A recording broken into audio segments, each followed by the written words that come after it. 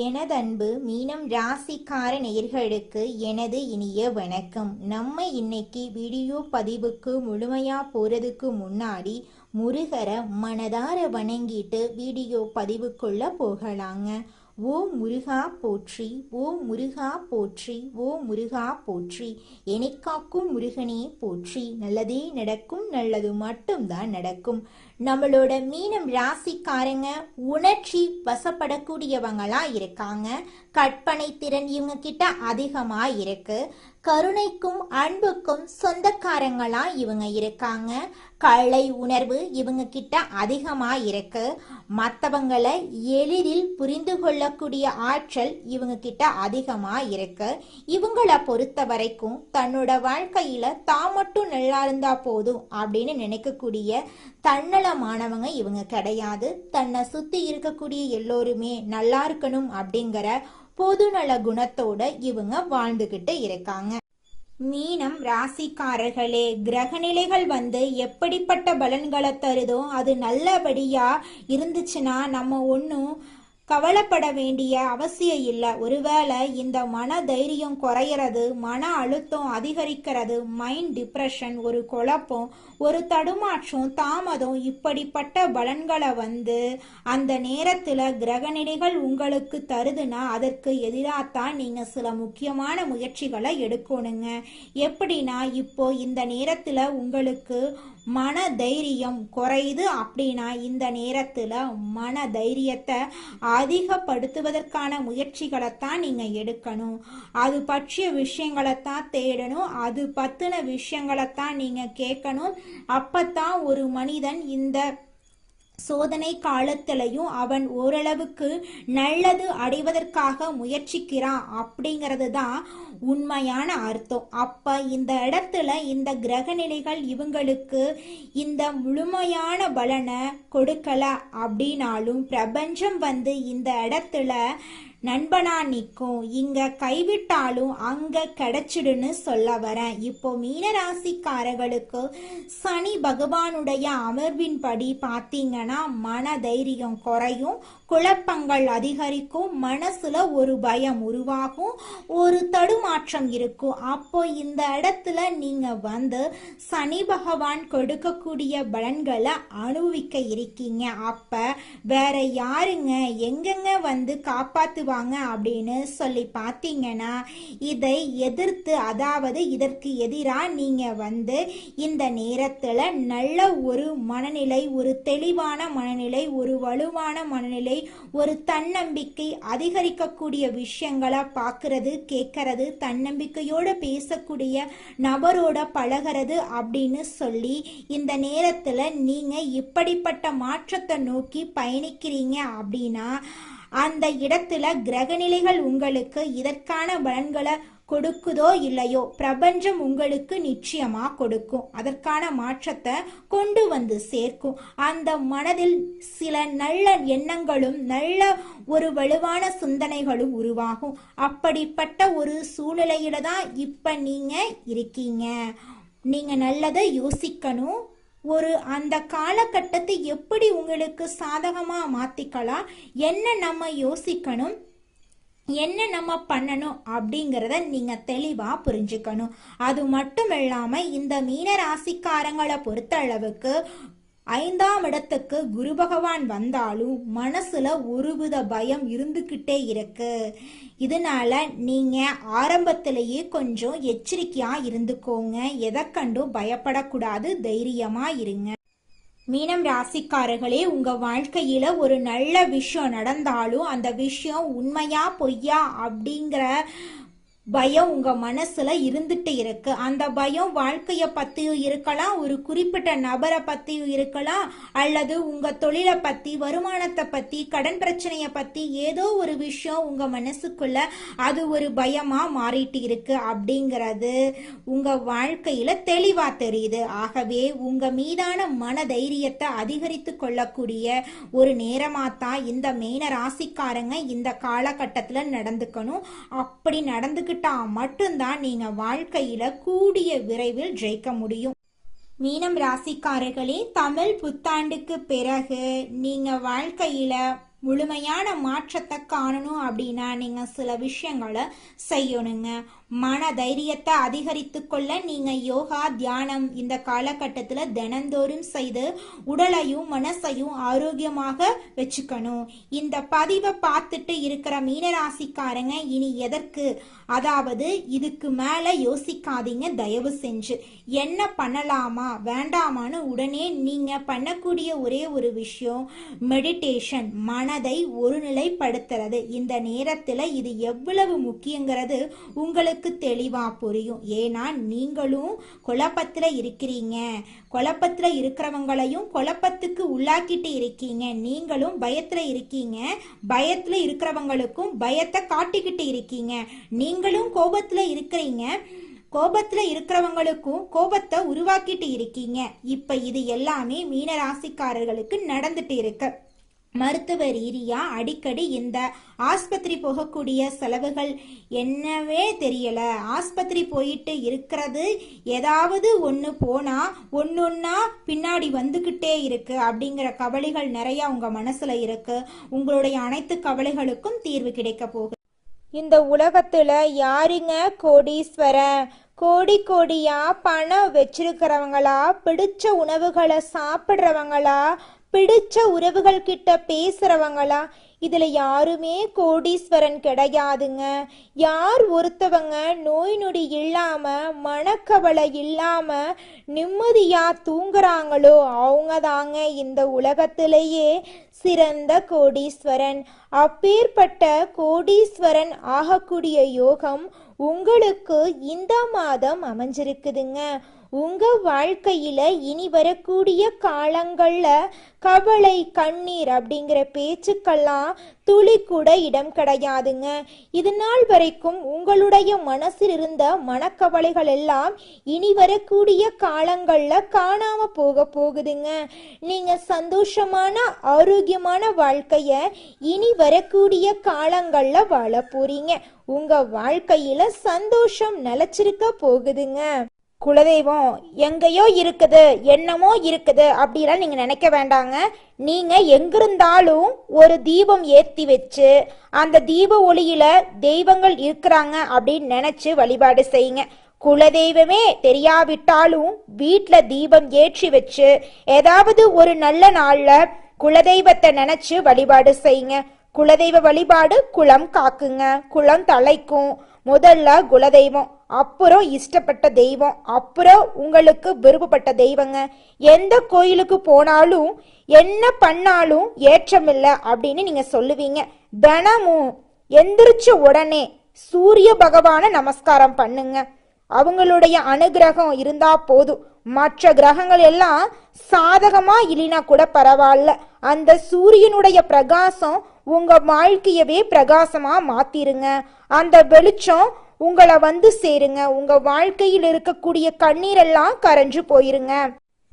அடுத்ததாக நம்முடைய மீனம் ராசியில் இருக்கக்கூடிய ஒவ்வொரு நட்சத்திரக்காரர்களுக்கும் இந்த மாதம் எப்படி அமைஞ்சிருக்கு அப்படின்னு தெரிஞ்சுக்கலாங்க. மீனம் ராசியில் இருக்கக்கூடிய முதல் நட்சத்திரம் பூரட்டாதி 4ஆம் பாதம். உங்களுக்கு இந்த மாதம் எப்படி அமைஞ்சிருக்குன்னு பார்க்கலாங்க. இந்த மாதம் திறமையாக செயல்பட்டு காரிய வெற்றி காண போறீங்க. மதிப்பும் மரியாதையும் கூட போகுது. மாணவர்கள் கல்வியில சிரமப்பட்டு முன்னேற்றம் காண வேண்டி இருக்கும்.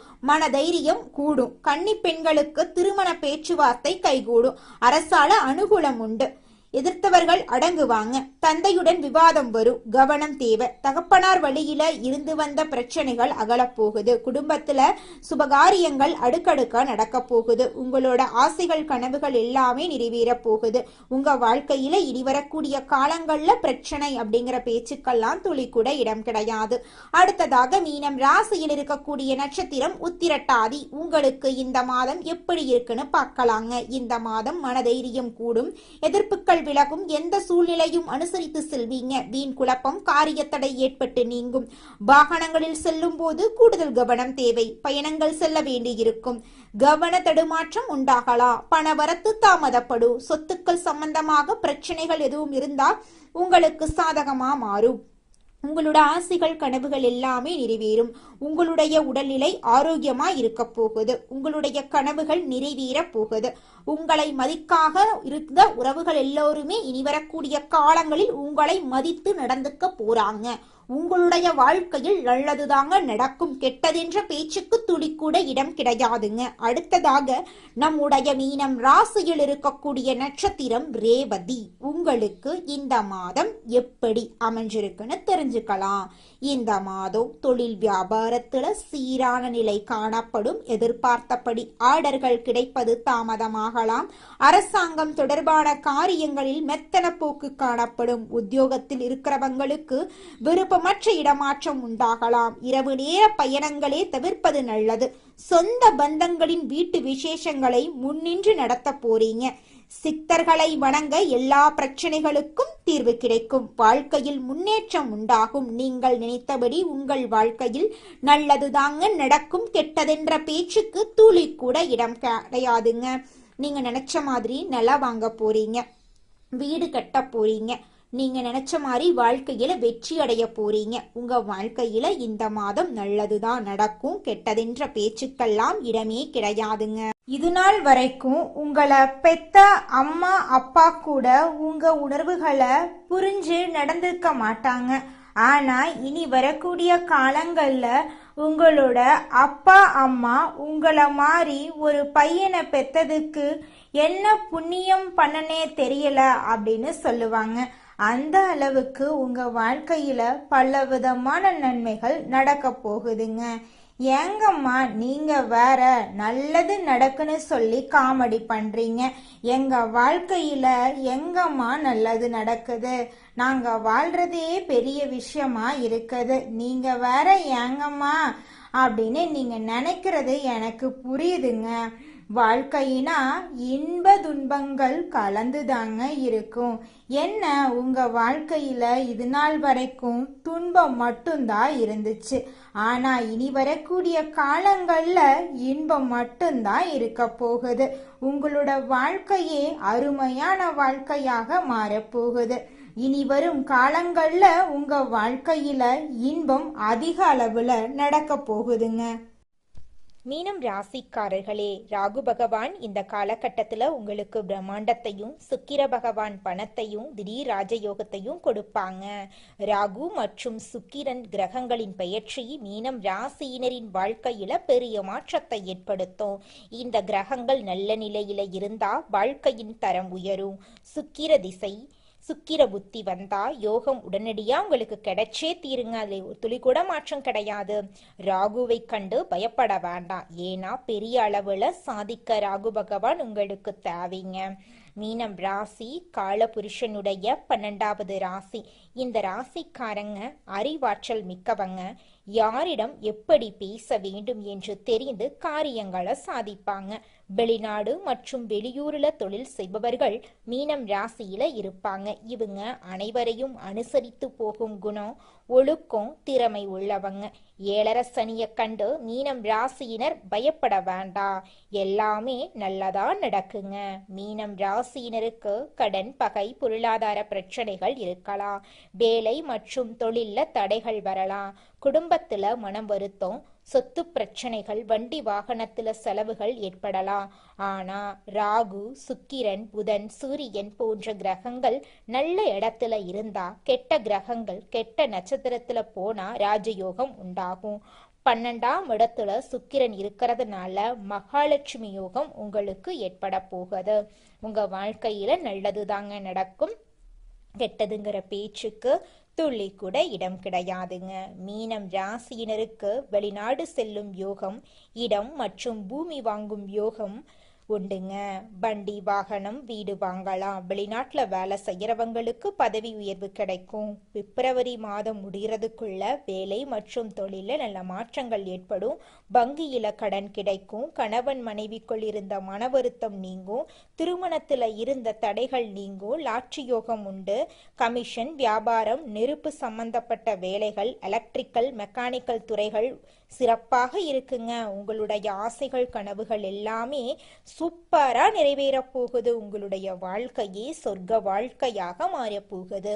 உங்களை வேண்டாம் என்று உதறி தள்ளிட்டு போன சொந்த பந்தங்கள் எல்லோருமே இனி வரக்கூடிய காலங்கள்ல உங்களை தேடி வரப்போறாங்க.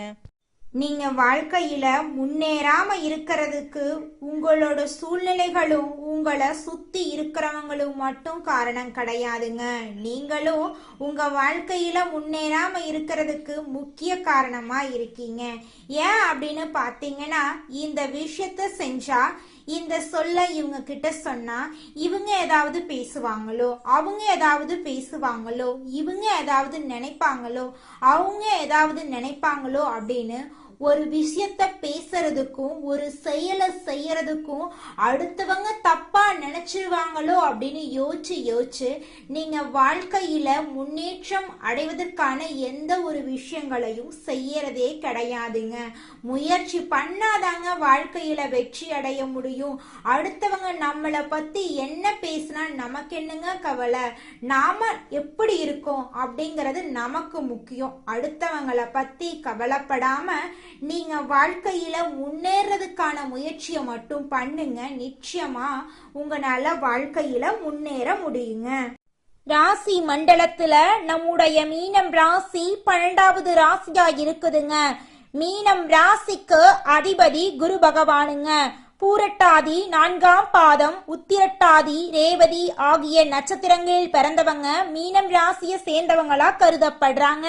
நம்மளுடைய மீனம் ராசிக்காரங்களுக்கு நட்பு ராசியா இருக்கக்கூடியவங்க யாருன்னு பாத்தீங்கன்னா, கடகம், விருச்சிகம், மீனம், ரிஷபம், மகரம் இவங்க எல்லாரும் நம்மளுடைய மீனம் ராசிக்காரங்களுக்கு நட்பு ராசியா இருக்காங்க.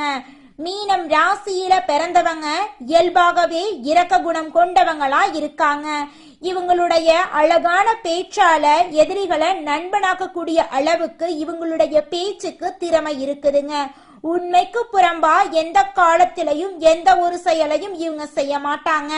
அடுத்தவங்க செய்ய முடியாதுன்னு ஒதுக்கி வச்ச காரியத்தை கூட அழகா திட்டம் தீட்டி முயற்சி பண்ணி அந்த காரியத்துல வெற்றி அடையக்கூடியவங்களா இவங்க இருக்காங்க. உங்க வாழ்க்கையில சந்தோஷம் நிலைச்சிருக்க நீங்க செய்யக்கூடிய பரிகாரம் என்ன பார்த்தீங்கன்னா, உங்க வீட்டுக்கு பக்கத்துல இருக்கக்கூடிய விநாயகர் ஆலயத்துக்கு போயிட்டு விநாயகர் கிட்ட உங்க வாழ்க்கையில இருக்கக்கூடிய நிறை குறைகளை சொல்லிக்கிட்டு வாங்க.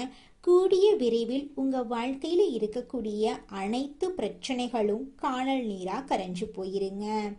வினை தீர்ப்பான் விநாயகர்னு சொல்ற மாதிரி நிச்சயமா விநாயகர் உங்க வாழ்க்கையில இருக்கக்கூடிய அனைத்து பிரச்சனைகளையும் காணல் நீரா கரைய செஞ்சிருவாருங்க. நன்றி, வணக்கங்க.